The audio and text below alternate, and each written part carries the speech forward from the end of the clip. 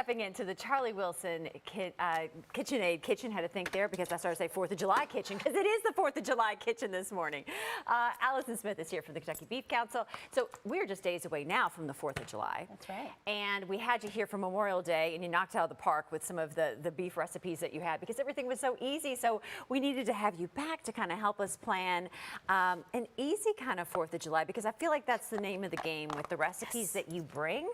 Is first of all, I mean, the Kentucky beef products. I mean, that's the center stage right there, right? Yes, yes. Well, this week, this time of year, everybody's thinking grill. So we want to grill out, and so we think burgers, steaks. That's pretty much kind of the thing. But we have got some really easy recipes, like you mentioned, and I think that's important. And the first recipe we're going to do is a Caribbean jerk burger with a mango salsa, and that's what it's very simple on the burger part. So we've got in here, we've got an 90-10, and so that means 90% lean and 10% fat. And so it's a little leaner ground beef, as some people are looking for when they are eating ground beef, but you could use an 80-20 too. So that's something else. Does that make a difference in the taste, or does it? Sure, it does. So fat is flavor, and so it does give it a little bit more flavor to it, and it's going to make it a little bit more juicy for you. So if you're someone that likes it well done, which burgers are okay at about 160 degrees, which is medium doneness.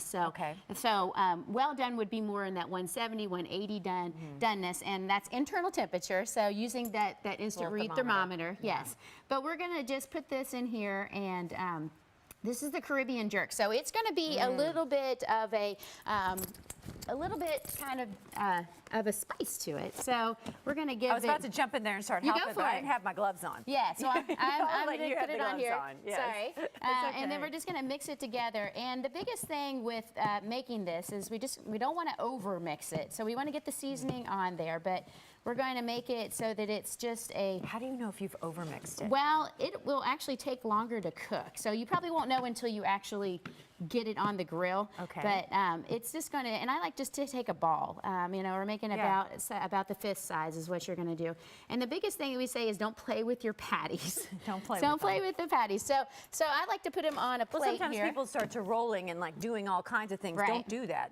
Just kind of pat it out. Pat it out. And it doesn't have to be completely perfect. What happens when men are at the grill? Yes. If you wanted to use like a little, you could use something like a press or something like that will help it to kind of pure it up. But you just want it to be about a ½ inch thick, so nothing super thick because it won't cook. Right, and then we're going to throw it on the grill. And our big thing with our grill that we have to remember is to keep that at medium-high heat to start with, and then turn it down to medium heat. So enough to put your hand over the grill, but not on the grill, obviously, for about 4 seconds. We don't have the grill on in here today because we're showing people kind of the difference too, is that sometimes, because I mean they may be looking at the weather for this weekend, we have a chance of off and on storms, you can always bring this inside like we are, right? Yes, and so we could cook this on a cast iron skillet. Just that's kind of the key, closest way to getting a grill is the cast iron skillet.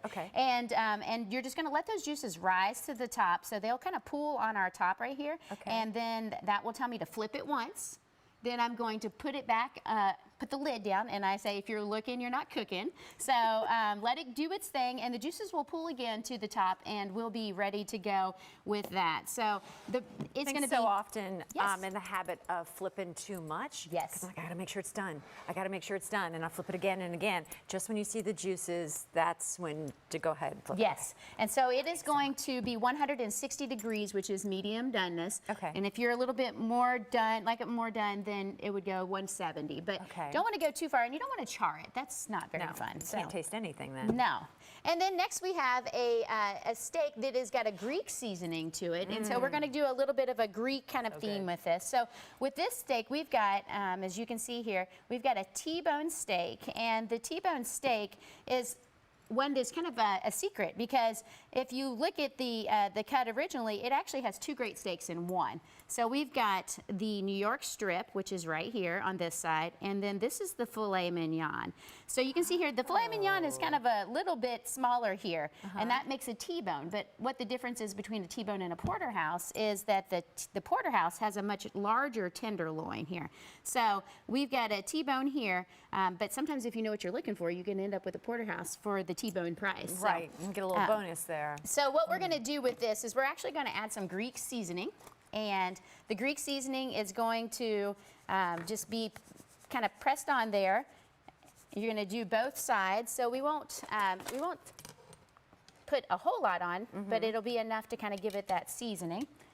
And then again, we're going to put it on the grill, medium-high heat, not too hot. And so the biggest thing with that is we want to make sure that we don't overcook our steak. So again, for a steak, it's a little less than a burger. So we're going to be putting on this, and again, the juices will rise to the top, and we'll flip it, but we want to take it to about 145 degrees, so medium doneness, and so that is going to be. And then with both of these, they have some, both these recipes have some great salads with it. So they sure do. We have this one that is got it's a cucumber and tomato salad. So this goes with our burger. So we put the tomatoes and we put the cucumbers, and then we're going to making a mess in your area. No, Allison, you're fine. You're fine. Right? Mix that up in there. There and then we're going to add in some feta cheese. And this is just going to be a little bit of a lemon juice here. And while you're getting that, I want to mention to everybody, all the recipes are at kybeef.com. You can link from there to Beef It's for Dinner. Beef It's What's for Dinner, Beef It's What's for Dinner. And there's all the recipes that are there, but over at kybeef.com. All you have to do is link there, and everything's there. And the mango salsa goes with the burgers, and so that's with the burgers. So we're going to add a little bit of cilantro, then we'll add some lime juice, just as a salad, not even as a topping. And we can top it with our burger, and so that gives it with the Caribbean jerk. That's going to give it a nice flavor that we'll put on our burger, and it's great color. That's what I love about it too.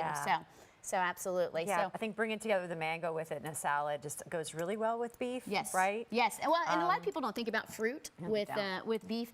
So you know, it kind of gives you that little different twist with it. So before we go, I want to mention the giveaway you have. We got something for your grilling this weekend. Right. So we're giving away a grilling prize pack, and so. It can be however you would like to give it away. Oh my gosh. Email us here at Great Day Live, or you know what? Go to our Facebook page and send us a message and mention the 2 recipes that Allison made today, and you could be the winner, and we'll get that to you. Yeah, it would be great for 4th of July. Well, I love it because you have all your grilling utensils, but it's got some great recipes, and the thermometer. I always lose my thermometer at home, and that's really great when you're grilling out to make sure the interior temperature is right where it is. Allison, always great to see you. Happy 4th of July. Hey, for more information and the recipes and to win, email us over at Facebook, drop us a message, but you can go to kybeef.com. Stay with us because coming up we're going to check in for all your top headlines in news and weather after